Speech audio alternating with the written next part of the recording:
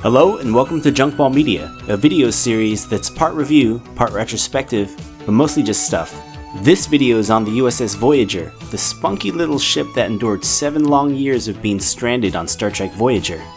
So let's take a look at the ship's design, models, interior sets, and other stuff. There's a lot to cover, so let's get going. This is the USS Voyager NCC, some number I never remember, Retrospective.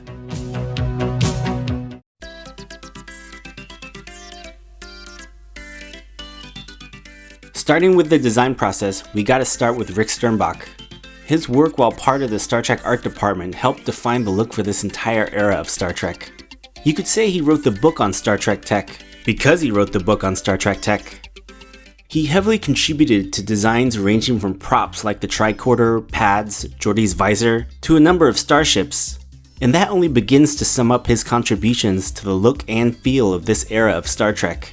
Voyager would be Sternbach's first lead design ship. Previously, he designed the runabouts used on Deep Space Nine, and you can see a lot of that runabout in his early passes at designing what would become the USS Voyager. In late 1993, Sternbach was tasked with designing a new ship. His direction was to make it smaller and sleeker than the Enterprise D. From a dramatic standpoint, this was a departure from previous lead designs, like the original Enterprise and the Enterprise D, because this new smaller, sleeker ship wasn't designed to be the flagship of the Federation. It was designed just to be another ship, so it's not necessarily the most capable or most heavily armed ship in the fleet. From these early design sketches, you can see a lot of what would make it into the final design of the ship, such as this dart-shaped primary hull section. I guess you can't really call it a saucer section anymore. Let's jump ahead to the design as it was in the summer of 1994. As you can see, the primary hull design is practically finalized. But here, when you look at how this dart primary hull connects to the rest of the ship, you can tell that they were still incorporating a saucer, dart separation function into the ship. I guess someone, maybe it was this guy, remembered that they never used the saucer separation gimmick on the Enterprise D, so later concepts of Voyager dropped this idea. Moving back, the spine of the ship feeds directly into the pylons and the nacelles. Here you can really see the relation to the runabout with the embedded impulse engines, and the nacelles look like sized up versions of the runabout nacelles. Moving further back, these fins on the nacelles are a nice homage to the same design element used on the refit Enterprise. Overall, the design process was remarkable for 2 reasons in my book. First, the design language shows clear lineage of what came before with the Enterprise D. And second, despite this lineage, Voyager is also a bold departure in terms of shape. It doesn't have the traditional saucer section, nor a neck that connects the primary and secondary hulls. It was familiar and different simultaneously. Oh, then there are these tall structures on the top and bottom. I don't know, they look weird. Maybe this guy thought so too, so they vanished as the design approached completion. Here's a study model that gives us a better sense of the design. I don't want to read into this too much because they probably used a lot of kit bashing to make a large portion of this model. For those that don't know, kit bashing is when model makers use existing model parts and combine them to make an entirely new model. So not to be confused with kit bashing. You're just a Trans Am. Your seats smell like Hasselhoff. Here you can see that they used the registry number NCC-74656, which they would later change to 7546. It doesn't matter, they ended up changing it.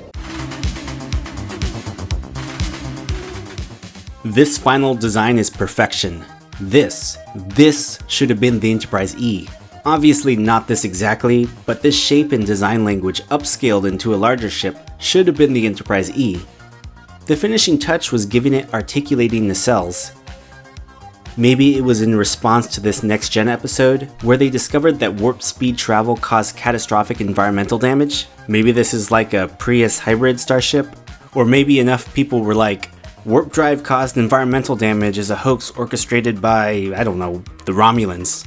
The Klingons will observe these restrictions, but the Romulans will not. So nothing got resolved. If you choose to interpret my remark as humorous, that is your decision.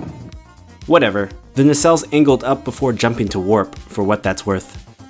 The registry number ended up being NCC-75645. Or was it 74656? It's such an unassuming number.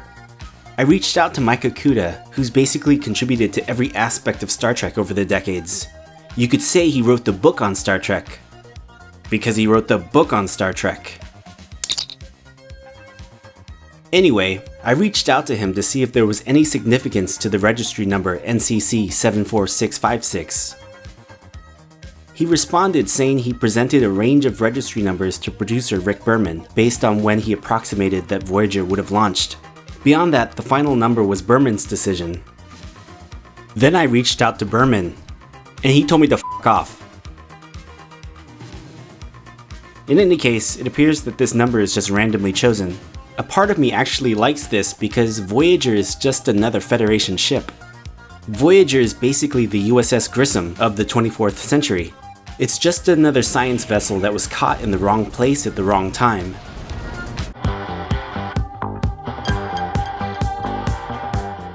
Voyager would be the first lead ship to use both physical and CGI models from the very beginning. At first, the studio model was used for most shots. The CGI model was reserved for the random shots when the ship was interacting with its environment.